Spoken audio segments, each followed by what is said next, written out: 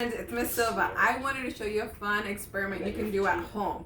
But please make sure you ask your parents before taking any materials from the kitchen, okay? You can try this with mom, dad, grandma, grandpa, whoever is at home. Okay, so I wanted to show you why it's important that the penguin's feathers are oily. So here are the materials you need. You can use a baggie, you can use water, and then you also need oil. The optional, that means you don't need it, but if you have it, would be awesome, is this food coloring dye. You don't need it, but it would be awesome for you to have that. So I'm gonna have my baggie, and I'm gonna pour some water in my baggie. Ooh, be careful. Make sure somebody else is grabbing the baggie for you. So I'm gonna have my baggie of water, and then I'm gonna put 1 drop of food coloring. If you don't have this, don't worry, you don't need it. And I'm gonna shake it. Look at my water is green. Awesome. Okay, I'm gonna have my helper start pouring oil in there. This is cooking oil. Keep pouring, keep pouring. Go, go, go. Well, I don't need to explain to you that even a joke. Hey, do you guys see those little bubbles forming in there? That's the oil. But it's not mixing. That's what happens with the penguin's feathers. It doesn't mix.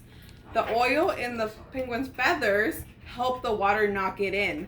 That helps them escape predators much easier because the water's not sinking into their feathers. That means they can swim faster.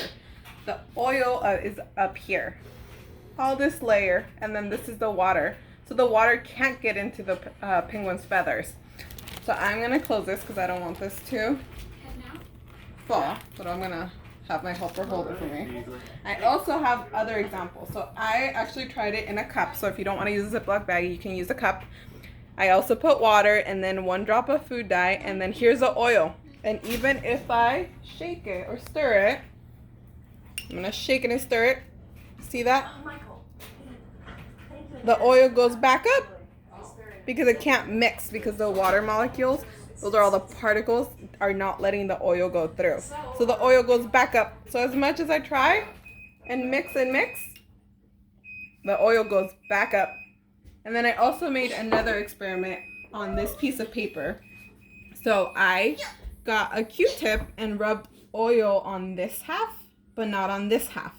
And when I rub the oil, this water is not going through because there's oil there and it's not letting it go through. But on this side, I didn't put oil, so the water got through to the paper. That's what would happen with the penguin's feathers. If there was no oils, all that water would go through and then they wouldn't be able to swim fast enough.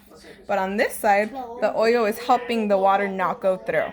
So these are just fun experiments you can try at home, but please make sure to ask mom and dad. I hope you're all home safe and healthy. I miss you all. Bye.